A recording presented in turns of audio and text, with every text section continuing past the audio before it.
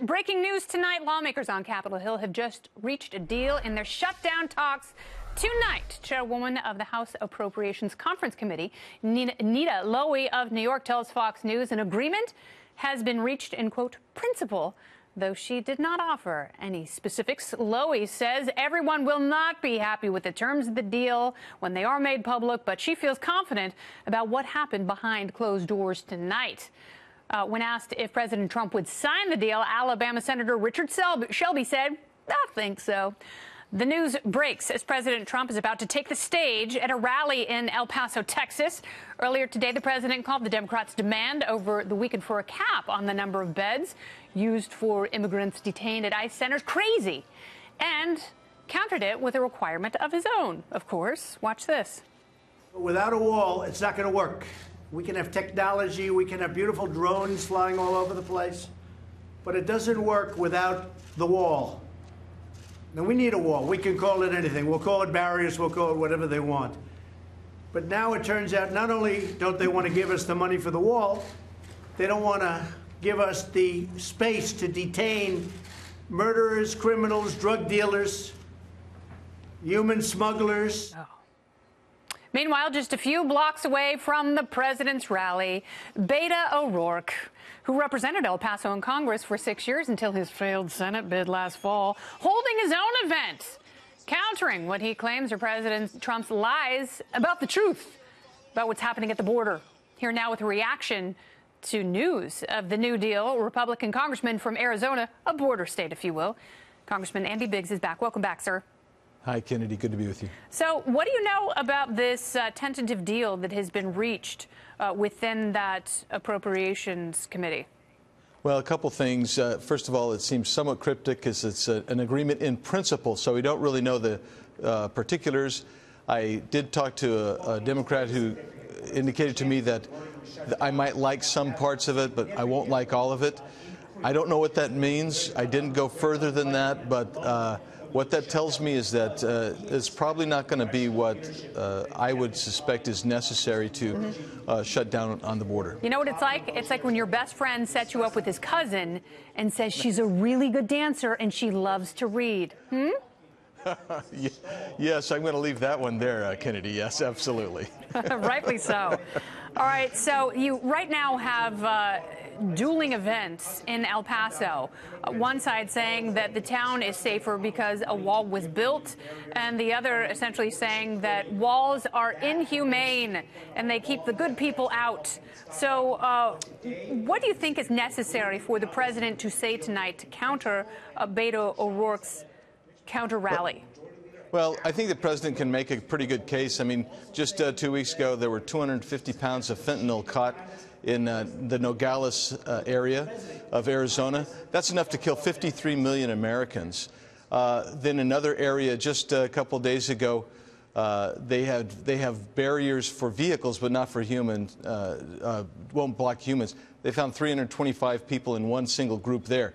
This is a persistent problem. Experts tell me that only 15% of drugs that we actually catch, we only catch about 15% of all the drugs that come into this country. I think it's a real problem. I think that's the case he has to make, and I think he needs to talk about emergency measures and what needs to happen to really get this wall going, number one, and number two, things like asylum, sanctuary city problems. This is real, and it's happening, and I don't know what Beto O'Rourke is thinking, quite frankly. Well, I think he's trying to sum up whether or not he has a shot in 2020. I don't think he does. I think some of the luster has come off his star, which rose too quickly.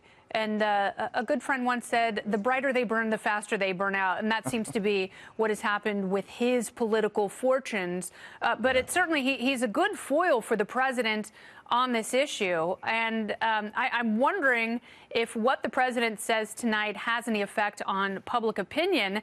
And if there is, in fact, a deal reached, does this rally only reinforce what he has been talking about all along? Well, you know, we saw a tremendous boost in his popularity after the State of the Union address. And I think that that's going to carry over, and this rally is going to actually give him a boost as well. But your point on Beto O'Rourke really kind of gets what this is all about anyway, isn't it? It's all about politics as opposed to good policy, and that's the problem I have with the whole thing. Yeah, I don't know what Beto O'Rourke's policy is. I'm definitely willing to hear about it, because at one point he was considered to be very good on civil liberties, but he has turned into another run-of-the-mill populist. And, you know, like many of his other counterparts in the Democrat Party who are running for president, he's made a number of unforced errors.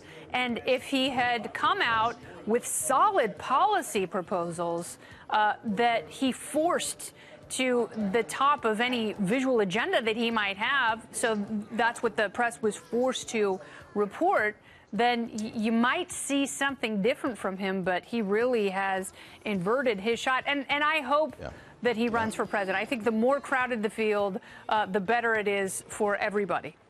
I agree with you. I think that he had too many unforced errors. I don't think he stands for anything in particular, no core there.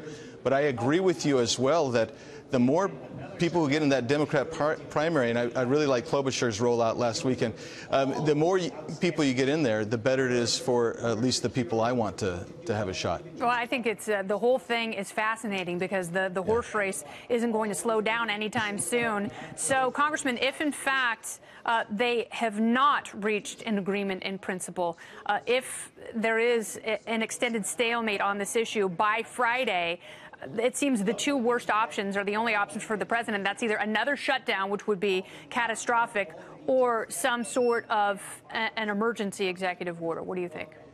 Well, I think you could also do something if you just left all the spending intact for a short-term CR. That might not be a bad way to at least solve that problem, and then allow the president to take an executive action. And I think that might actually resolve the problem of the shutdown. You avoid that, but you also get to start building the wall, and then also do some other things that need to be happening with as far as our immigration issue, like I said, asylum problem, detainees, and what have you.